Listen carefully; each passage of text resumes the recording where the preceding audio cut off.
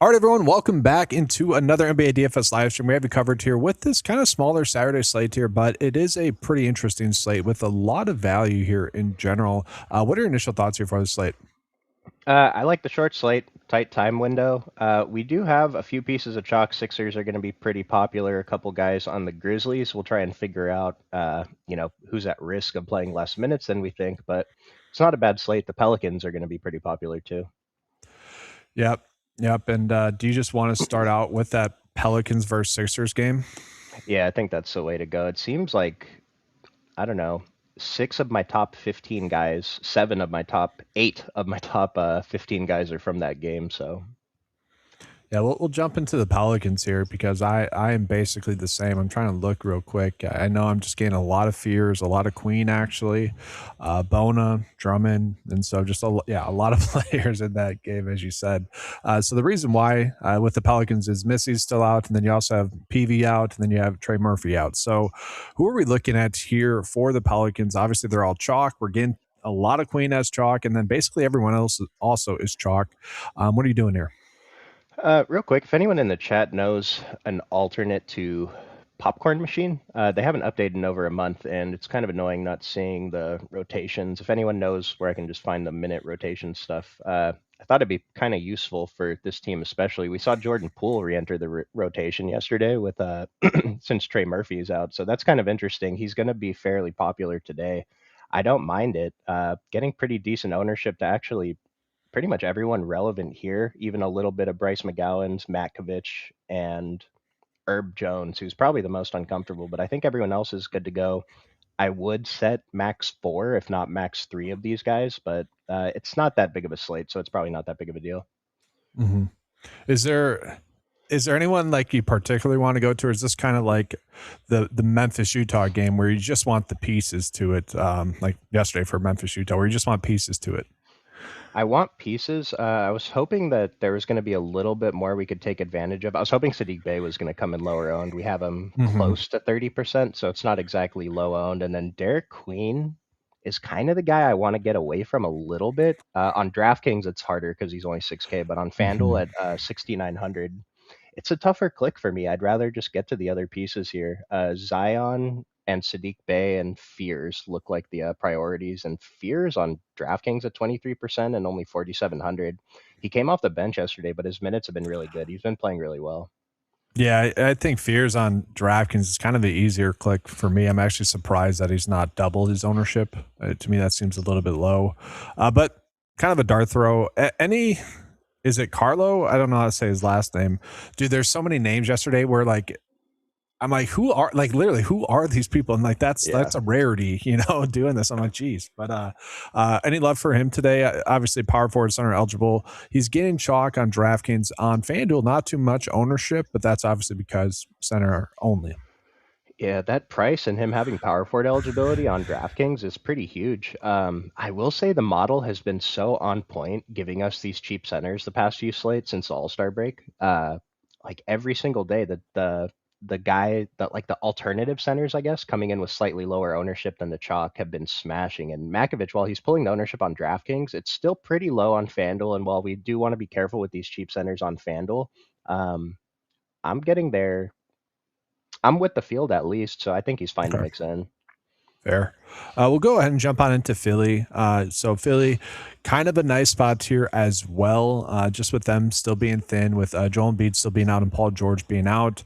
On the last slate, I was on Bona a decent amount, and I was surprised at his lack of ownership on that slate. And we're seeing that again. Now I understand it's because Vegas isn't really liking it, and the data doesn't really like it.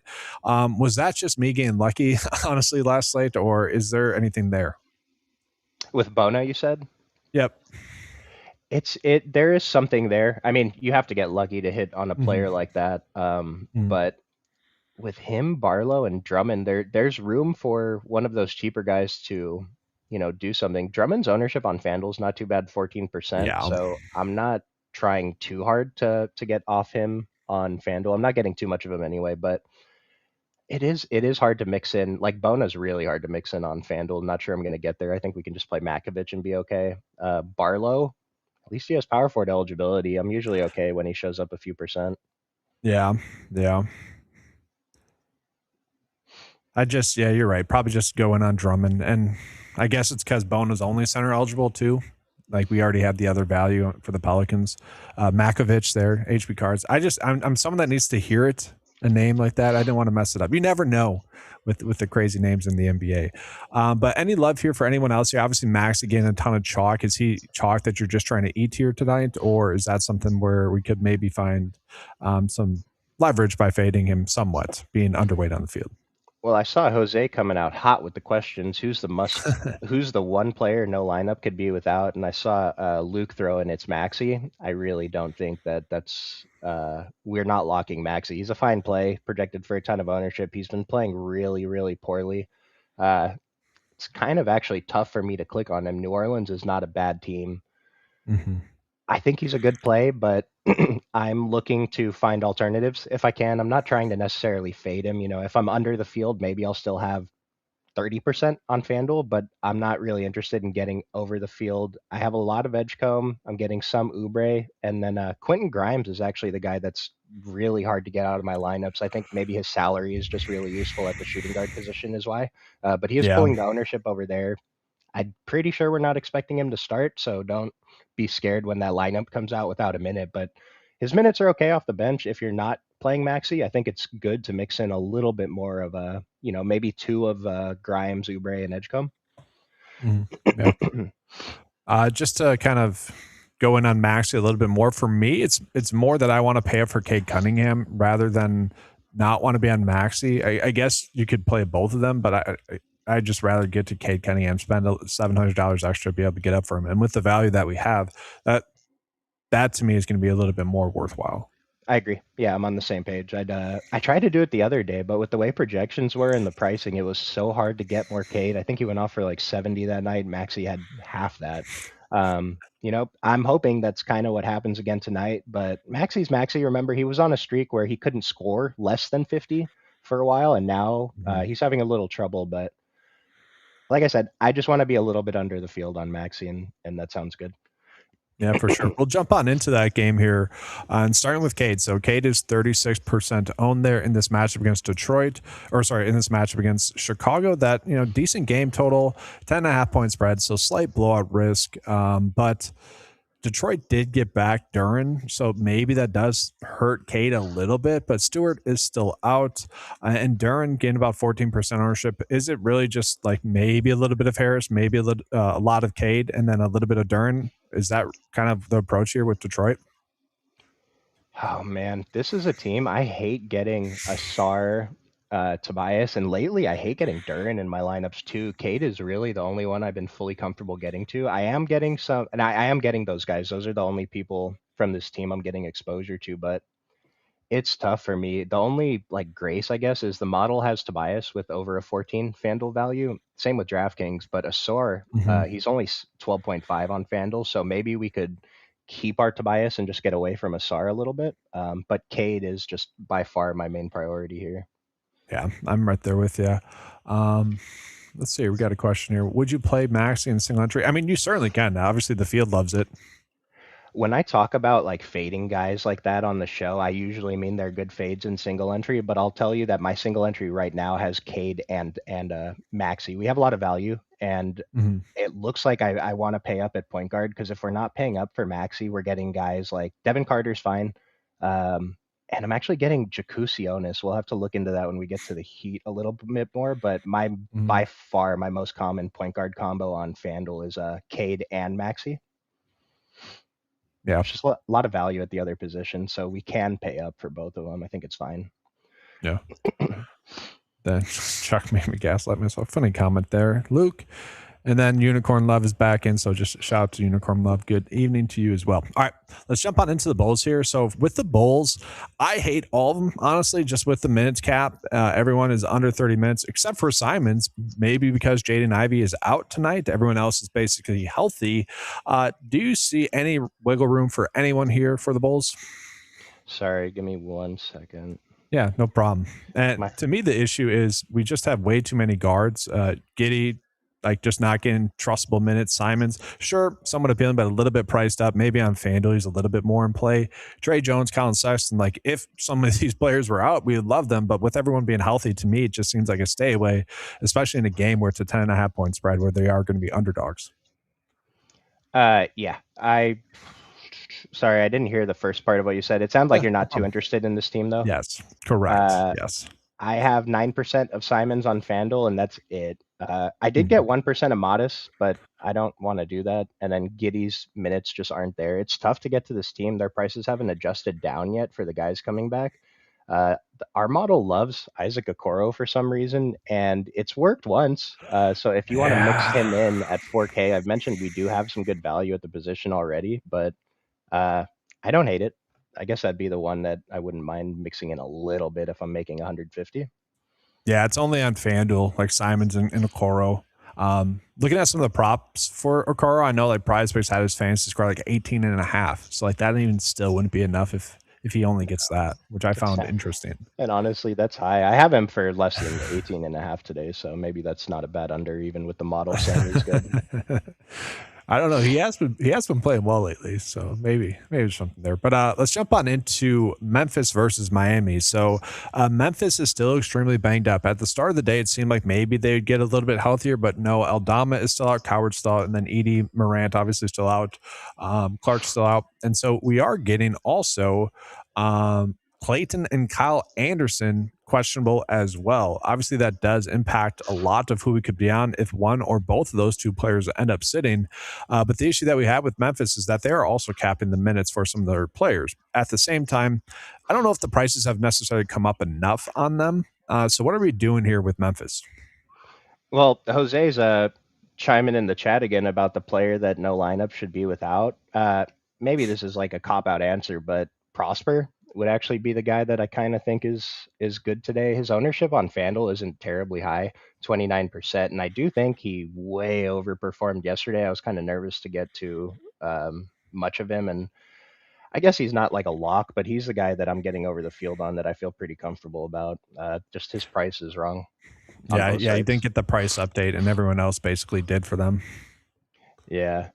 Beyond him, with Ty Jerome coming back, that's going to just throw a wrench into everyone else. And so, we had Jemai Meshack showing up as one of the top values yesterday. He had an okay game. I wouldn't be terribly disappointed if I played him yesterday. I think he put up like 25 fantasy points. He's fine at 6 and 3%.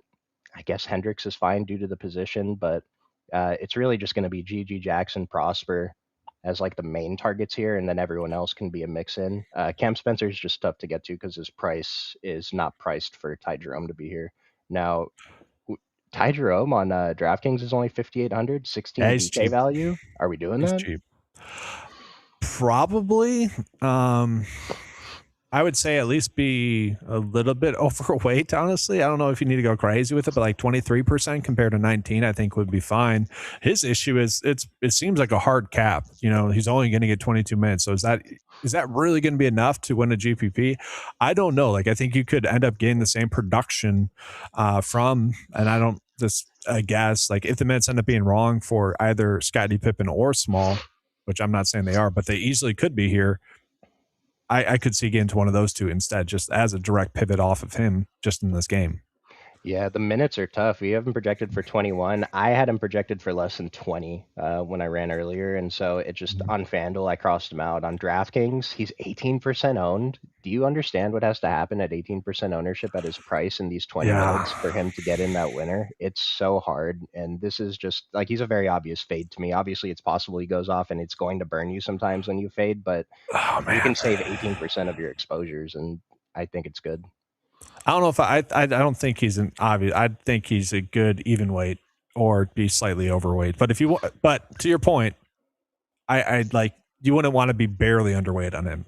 So like you're either going to be slightly overweight on him or just not be on him at all. I do agree with that. But it is a good matchup. I mean, it's a pretty high scoring game, 237.5. Like that's where I'm like, let me be even weight, maybe a little bit overweight. Chase, I mean, he has been going off, but Scottie Pippen's back. Small has been playing better, so it does make sense for those players to get usage and minutes as well. And kind of like what you said earlier about just wanting exposure to that New Orleans team, Hmm. on DraftKings, a bunch of these guys, well, I guess Hendricks and Meshack, are two more guys that we could consider for value. Their ownerships are fine. They're very cheap. I don't mind mixing either of those guys in. I think Meshack would be the priority, but I'm not sure. Yeah. I might set a rule to get to three Memphis players, but the issue is three Memphis players, three Pelicans players, and we're really paying up, which is fine. But all the good spots, I don't know. Could we fit Maxi and Cade by doing that? Maybe we might try that. Yeah, I have well, Prosper's the only one in my single entry right now Hmm. from Memphis, but GG Jackson's showing up with Prosper in like my fourth lineup with all those guys. Hmm. So kind of chalky, actually. A Yeah. little too Well, chalky. we'll jump on into Miami here. So with Miami, we have Jovic and Drew Smith questionable right now. Davion Mitchell listed as doubtful. Hero and Powell are probable. So I know you kind of mentioned you're getting a little bit of exposure here for Miami, so I'll let you start here. Bam has been showing up, and I hate him. Model thinks he's okay. The field thinks he's okay. His ownership is in check, but I don't know. Maybe this Memphis matchup is really good for him because, like, I have him for less minutes than we do. I have him 1 minute less, and he's one of my highest exposed players right now. I always want to mix in Norm Powell and Andrew Wiggins. It's weird Mhm. with Tyler Harrow back. He only played, what did he play, like 20 minutes yesterday? He had a good game. We're not really considering him for fantasy, but like Jaime Yeah. is almost unplayable when Harrow's in. Yep. They started Larson yesterday, but I don't know why Jacusionis is the one showing up, and I guess he's showing up for the field too because he's pulling the ownership. But as long as Jacusionis is starting, I kind of like him at 4K. That's like one of the point guards I don't mind getting to that aren't Cade or Maxi. And yeah, I think that's fair. I just if I'm paying down, I think I'd rather go with Fears, I guess, for the Pelicans, and then try Yeah, to pay up, for Maxi and Cade. But it should be a safe play again if he is starting, projected to start right now. Is the 24 minutes enough for him to really be in the GPP winning lineup though? I gave them both more than 25 Okay. minutes, so maybe I need to adjust that down a little bit. But I have both of these guys in here. I'm not sure how I'm going to adjust when we get that starting lineup if one of them isn't starting, but I guess I'll deal with it when it Yeah. comes. See how the model adjusts. The model does like Pele a little bit more than Jacusionis, so watch that because and Jacusionis more on DraftKings over Pele, so that's an interesting. Maybe we'll prefer one on one Mhm. site and one on the other site. Yeah. Let's see. We'll try to get into a couple questions here. So, thoughts on McGowan on FanDuel 3.9? What team is He's McGowan not getting on? too much ownership. Pelicans. So he's someone Yeah. that is somewhat in play. I mean, projected for 29 minutes. I don't hate it. If it's a last man in situation, I think that's fine. Yeah, that DraftKings price, 3,400 seems good. The DraftKings value is good by the model. I'll point out, he's only 3,900 on FanDuel, but at under 13 value on FanDuel, that's something that I try to, he's already cheap and the model doesn't like his points per dollar. So he's only 9% owned. We can mix him in. I did get 3 or 6% or something. So he's not a 0% play for me. And the minutes have been there, which is really big. He played 30 minutes yesterday. It's huge. Mm. Still not a great fantasy producer, though. So we need him to get the minutes and we need him to produce. But he's fine to mix in since we're playing so much of this team already. You don't want to Yeah. miss out. And then we talk about Ty Jerome. So you kind of mentioned he's really not in play on FanDuel, right? Yeah, I don't see any. It's just if I lose to Ty Jerome today, fine. Over there, at least he's only 4%, but the 18% on DraftKings, I really just think it's the field relying on industry projections too much. I'll Hmm. mention, did you take any Jerome props today? I think I need 15 points and 5 assists from him, which would almost pay off his DK tag if he does a little bit more than that. So I guess it's like kind of in line, but I'd rather hope for something else to happen today. I highlighted that bet, like him at I think it was 20.5 points and assists, but it wasn't one that I Yeah, was excited to so get to, same. but it was appealing. It was well we got some changes on underdog for how the pick'em slips work, and so the percentages we need are a lot friendlier now, and those were showing up as like really good props. So maybe we'll get into it more in future shows, but Yeah, honestly, we were talking before the live stream here, guys, about the underdog updates, which is it's pretty awesome if you guys do any prop betting. Their pick, their 2 pick slips and the 3 pick slips are for most people going to be the viable option. So for DFS purposes, if there's ever someone that you think is a little bit too high priced, or like let's say with the Memphis players, like those players are fun to be on, but they're all a little bit priced up now. If you wanted to get some action on those plays, you could now do that on the underdog where it's a little bit more viable, if that makes sense. Eric and I were talking about these slip types like a year or 2 years ago when DraftKings Pick Six first came out, and we got kind of into it. And now it's just like these 2 picks, the variance is so low, and the payouts are actually better. Like your expected ROI is better than 3 picks and 6 picks, which is something we've never had before. And so I really think we Insane. need to take advantage of these. It's a really good way to kind of, I don't know, if I lose 50 in DFS, but I profit 100 in pick'ems, like I had a good day, right? And then those days I profit in DFS, whatever, it just, I don't know, less variance than DFS, I guess, but I really think that everyone should be getting into it. Well, it's like we do this the DFS stuff, so it's like why not apply that knowledge in another way now, especially when it's lower risk. Whereas before, I don't know how many people are familiar with this, but the strategy before was like you do 5 or 6 pick slips, which obviously you're just not going to cash those as frequently. And the 6 pick slips are still like mathematically the best, but most people are not going to do those. And so it's just such lower risk. And then you can just apply the knowledge from either this live stream or your daily research and apply that to underdog. And like Chuck mentioned, like 2 years ago, DraftKings Pick Six was not adjusting their lines at all throughout the day. And so it was such a like golden age for betting like 2 years ago. And this feels kind of like the next best thing that we're going to get, at least for now. And they said it's a permanent change. I hope they don't go back in that underdog there, but pretty refreshing, honestly, that underdog did that. Well, before on pick six, it would be like, put in basically only pick like 6 slips, like slips with 6 selections on them to try to get those huge multiplier payouts. They don't really exist anymore, so it's a little bit harder. And now I'd rather grind out a slow, you know, graph, whatever. And it's a weird thing where if you're doing 2 pick slips with how it's set up right now, and if you're not being limited in how much you can bet, you could literally just do, I don't know, a $15 bet here. Oh, it lost. All right, we're going to do a $20 bet today. Like just kind of re-upping it until you cash, because like you're going to cash more frequently. Yeah, and we'll get into it more later. We have some Yeah. extra time today. We only have 4 more teams to get through. But for me, I think the biggest issue, maybe this will help someone out there, is mixing up my selections. Like I see one really good pick and a few other, okay picks. I'll mix that one good pick with a bunch of the okay picks. Well, if the good pick misses, I miss every single slip. And so it's better to just try to isolate your risk. You know what I mean? Don't let one pick ruin your whole day. Like in DFS, you don't want 90% of certain guys to just your whole night depend on. So I don't know, just a little pick rant. We're kind of excited about it. Yeah, that's true. Unless it's Prosper tonight, then you just want to go crazy with him. My man, my man. We'll jump into the Kings here, and I actually think there's a play that I like a decent amount to that is getting some ownership, but not too much. I like Reynaud a decent amount. And I like the fact that the data is also telling us he's a decent value here, but he is priced up enough. And so this is actually someone that I did specifically place a prize fix bet on earlier because I liked his fantasy score, but I didn't like his DFS price too much. So what are your thoughts on him tonight? I always like when we're on the same page. I took his over points earlier too. Been a big fan of this kid though. I think I've been talking about him on stream, and it's just his minutes have been up and down. I'm trying to pull it up. I feel like he plays 38 minutes and then plays 20, like in alternating games. Yeah, Just but they're kind of forced to give him minutes with Cardwell still being out and with Reynaud still being out. I think we got a question about Precious earlier though, so we can kind of mention him as well. Well, so Reynaud we have for 33 minutes. The last few games he's played 38, 27, 38, 22.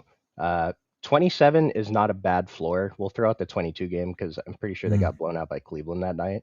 But if he has the potential to get up to 38 minutes, his ownership is pretty good. I mentioned like this 13 is kind of the cutoff for value. 14 is usually better, but 13 is fine. I like him. And like you said, he's one of the lower owned guys. We can kind of take advantage of this a little bit. And that's the guy I'm most interested in here. Yeah, just because he has that ceiling to go for 40 plus if those minutes are there. Do you see Precious being a potential pivot off of him, though? Like Precious is projected to get 24 minutes, specifically on DraftKings, where he's a little bit too cheap. he's actually the better value on the site, or the best value for the Kings. Any love for him, specifically if you didn't want to get to Raynon? I I've lost a lot of money trying to take shots on Precious Yeah. Achua this season. There was one night he killed me, and then the next night he put up 40, and it just hurts so much. If you're willing to take that risk, sometimes he's going to give you like 7 fantasy points. Sometimes he's going to give you 28. DraftKings is a lot better to take shots on Precious. That 4,300 price is nice, and like I love playing Precious in fantasy, but 5,400 on FanDuel, I'm not really close to getting any in my exposures. And then is there anyone else in play for you at all here? Carter's getting some steam. Uh, Carter, man, what happened to Devin Carter? This is the franchise point guard. I have 10%. What's he projected for? 22. So I'm half the field. I guess I'm a little bit less. I did mention I'm getting a lot of Maxi and Cade still. So unless I cut down Maxi, maybe that gives me more Carter. I think he's fine though. I think he's a good play. I didn't get I didn't get any of him. I got a little bit of Malik Monk, but I don't even like that. I'll probably up to. I got one lineup of Carter actually. Malik Um, Monk is a pretty sick GPP play. He's not going to project out mhm. well anywhere, but I think he's always worth taking shots on. These are the types of guys that I think you should be playing most days when the field isn't on them. Cheaper Ty Jerome, basically tonight. Oh, is that an insult to Ty Jerome now though? I don't know. Malik Monk last year was getting all the six man of the year hype, so I Yeah. don't know. I think that's a compliment. Well, that's the thing about Malik Monk, why I say I think we should be willing to play him every year. He had the ceiling to put up 40, but now I don't know that the Kings care enough. Like the minutes Yeah. have not been there. I don't know if they've been there all season in a single game. And so is that potential to put up 40 still there? Sure. It's really low, I think. And so if he puts up 30, we're thrilled still. But it's going to be really tough for him, even with them missing everyone. We got to see how the rotation plays out over the next few Mhm. games, though. This is a fun comment coming in here as we jump on into the Spurs. But we'll start with Wemby. He's kind of the highest owned player for the Spurs. I already mentioned I like paying up for Cade a little bit more, and I probably like Maxi actually a little bit more than Wemby. But where are you at here with Wemby? I'm a big Wemby fan. I'm actually, what's his ownership? I have a ton of Wemby today. Like I've been talking about all the value we've had all day. He's projected for 18 and 17%. I don't think I'm going to be double that, but I'm over that for sure. I think it's really easy to get to him. I'm not looking at him as he's 11,500. The 10-7 on DraftKings is a really good price for him, but we've had a lot of slates like this where we have a ton of value because players are sitting and we just don't have that many payups, and the payups we do have don't project out as well as we typically would have. You know, like I don't have Wemby for a 5x. I don't even have him close to a 5x on FanDuel, but I'm still getting a ton Mhm. because raw points matter, and they're 18.5 point favorites. Wemby is a player who doesn't play 30 minutes anyway. And so Yeah. while the blowout's going to hurt him, he's going to lose a 4 minute, 5 minute rotation. I still think he's great, even if he loses that last rotation. And if somehow the Kings keep it close enough to where Wemby sees the court in the fourth quarter, I think he's fantastic. Do you how would you rank those three between Maxi, Wemby, and Cade? Well, I guess I'll rank them in terms of how much I want to play them given the ownership, and it's Cade, Wemby, Maxi. But I have the most Maxi still in my exposures right now, so it just based on the ownership, I think Cade, Wemby, Maxi is the order. But like I talked about fading Maxi earlier. I just want to play a little bit less. I don't want to get completely away from him. Yeah, yeah, yeah. I mean, I heard it too. You're basically saying Wemby's a lock on tonight's slate. That's what I heard too. I like him. I'm Uh, not logging. I'm playing yeah, way too much though. Not way yeah. too much. No, I mean you have to pay up for someone, and to your point, like in a blowout, he still should be able to get there for the most part. It reduces his outcome a little bit, but he is someone that still has been able to produce in a blowout. I mean, anyone else here? I mean, Dylan Harper, a little bit of ownership, but I think we can jump on into the last game. Yeah, Dylan Harper was actually showing up a ton for me on FanDuel. Again, I think it's just the price at the shooting guard position is why. He's projected for 21% ownership, which sounds insane, but I'm there. And so I don't know. I talked about maybe trying to find alternatives. I think I'm okay with this one with Dylan Harper, and then a few Mhm. percent of Fox, Castle, Vassell, and Keldon Johnson, I think are okay too. Yeah, this is actually one of those weird things where the lineups that I generated, I'm actually like heavily overweight on Dylan Harper, but like the single entry lineups I did, I didn't get any pieces of him, which kind of just interesting there. Well, with Dylan Harper, I'm wondering how much of this projection comes from that fourth quarter blowout run. If the Spurs are up by 25 going into the fourth quarter, Dylan Harper gets some of that blowout run. He's not going to finish Hmm. the game, but I feel like that's pretty Sure. important for him to, he can put up 10 fantasy points in 3-4 minutes in the fourth quarter if he gets that run. So I wonder how many of those minutes come from that and how much of this ownership is kind of counting on him to get that little bit of blowout run. Yeah, I think that's a solid call out right there. Um, Yeah, we'll jump on into the next game. Here we got Houston versus New York. Lower scoring game, close game though at least. Looking at the injury report, nothing too crazy here. So no like extreme values. Sengun getting a little bit of love ownership wise. Tari Eason the best DraftKings value and FanDuel value. What are you doing here with Houston? Any spots here? Getting to a little bit of KD and Sengun or not as much as the field. I think I'm over on KD. Let me double check the ownership. Mm-hmm. I'm with the field on KD, and I'm just under on Sengun. I'm under on everyone else, though. I kind of want to bump Amon up a little bit, and then I don't mind getting these guys. None of them project out well by the industry. None of them look good in the model, but Mm-hmm. they're all, I mean, their ownerships aren't super low, I guess, the top four guys, but I'll mix in a little more Jabari Smith and a little bit more KD than the field is. It's not like a super great matchup against New York, and Houston has all that behind the scenes stuff going on because of KD's Twitter drama, but they played well the other day. For the most part, they did fine It except for did. Sengun. So I don't mind getting there. They're GPP plays. Mhm. Jabari Smith is the guy that I just kind of always bump up, and the industry hates him. Model doesn't love him today. Model's usually a little higher on him, so maybe be careful. Model does like Tari though. He's pulling the ownership. Yeah. I don't need to really jump into them too much. I don't really like this game, so we'll take a peek at New York here as well. I mean, Cat, I think, is like my prototypical shoulder strike play tonight. It's like I'm fine getting to him on both sides, FanDuel and DraftKings. Kind of same with Jalen Brunson. Like if I had the salary left over closing out a build, I'm happy to click on them. But that's really all I see for the Knicks tonight. Not really players I'm going out of my way to target. The only player I'm really getting a decent amount of here is Josh Hart, and that kind of tracks with what the model thinks too. Over on FanDuel, Mm. he's the best points per dollar value, followed by McHale, who I guess I got 3% of McHale. Again, he's the type of guy who is just normally not going to project out well, but I think he's good to mix in, especially on FanDuel on slates where he's projected for low ownership. Just like Houston, maybe not a great team to target it for, but the stock variance with McHale and OG can win tournaments. So I kind of just manually bump both of those guys up. Not really into Cat, and then Brunson's a fine pivot to Maxi and Cade, but I'm going to prioritize Maxi and Cade. I think. Yeah.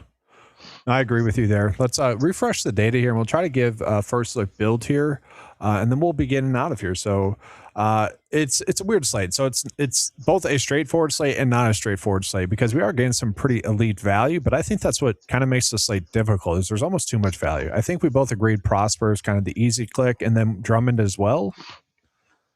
Drummond, I think he's a good click. I wouldn't put him in the Prosper category though. Mhm. Model says he's one of the better centers though. Him, Duran, and Matkovich. Yeah. Do you want to just go these three to start?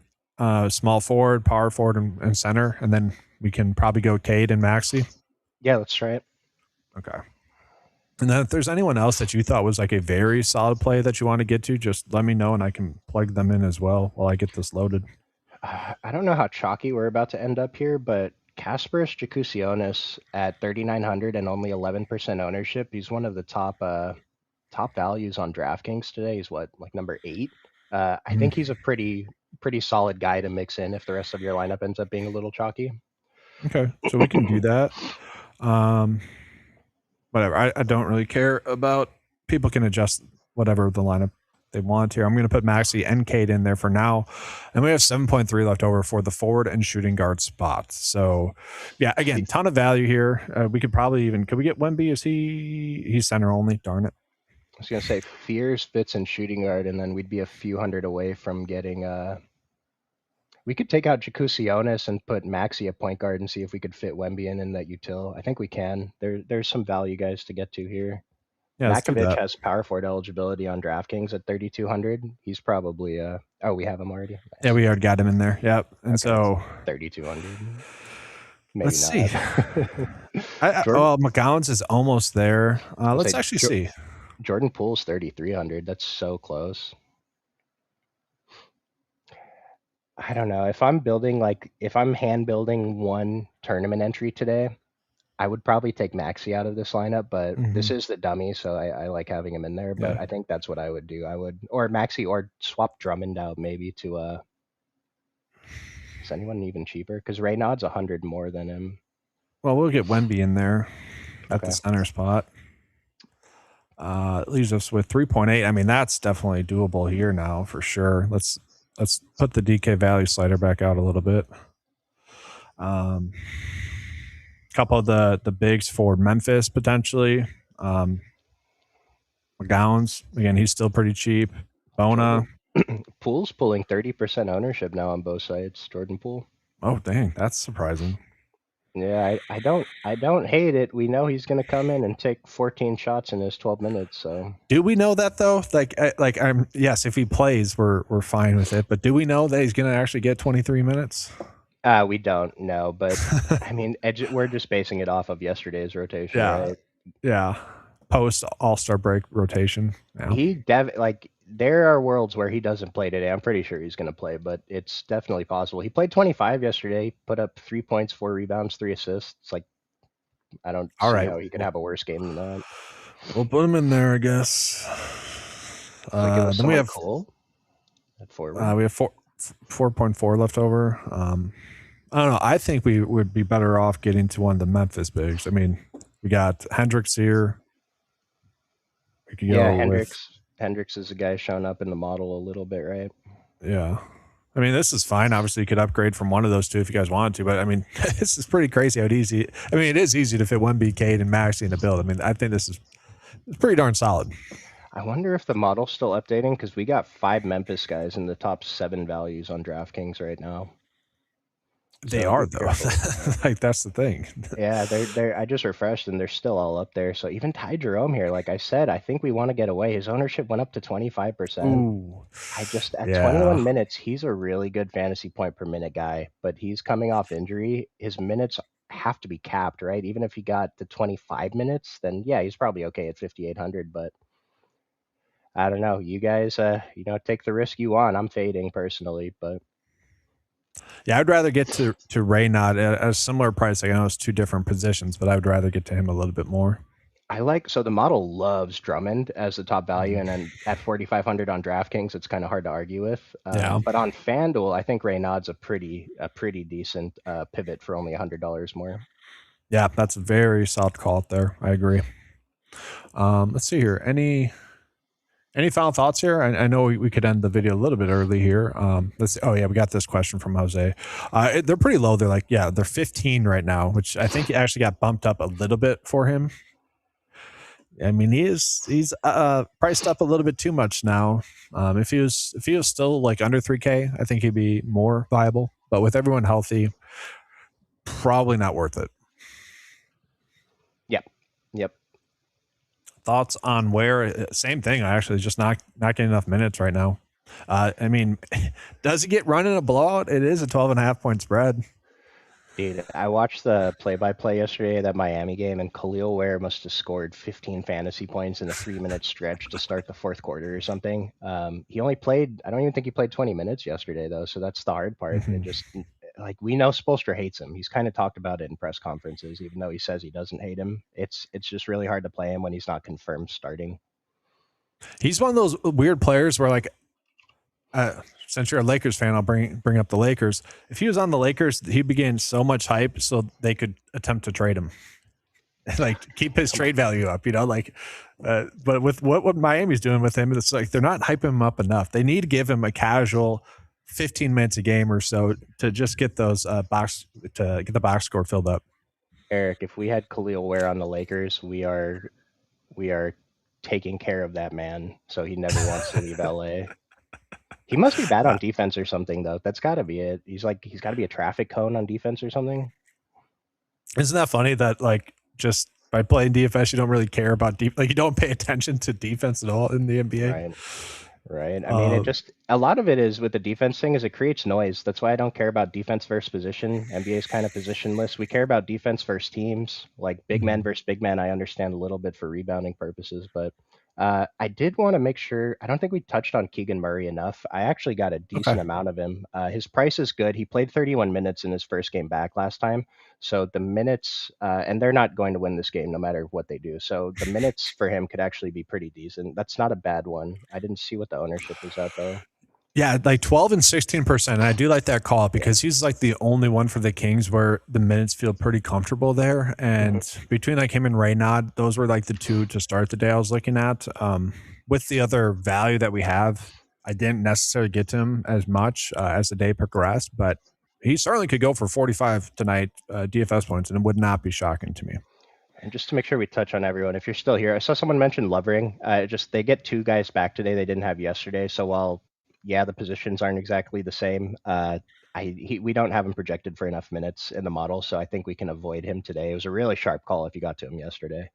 Mm. Maybe he's in there. We don't know. Memphis is a disaster. And then there was one more about Reynauds from Paris, so Wemby's gonna try and smoke him. I like that. I Yeah. like that little Yeah. bit. I like that. That was a fun comment. That was a comment of the day. We should have a little award for that each live stream. Yeah, if you guys want to hear me talk for another half hour, I'll be in the Discord. Instructions are in the description below. I really think you guys should sign up for the site so you can get the model updates later, especially as we're winding down the NBA season. Packages start at $7 a week. It's $1 a day. You Uh, get access to all the sports too. Honestly, though, like the tail end of the season where all these no name players are going from looking like they're going to play 10 minutes to starting and playing 30 plus minutes, like Yeah. that's the biggest difference. It's like the stuff like right before lineup lock in the late season. But yeah, like yesterday, Bryce Sensabaugh, a really good example. There was one other player we thought was going to start too that didn't start, but that just completely changes our outlook on certain players. And like, I think you have to have the updates if you're watching the show. So good luck to you guys. Let's get it Yep. today. Good luck, everyone. See you on the next live stream.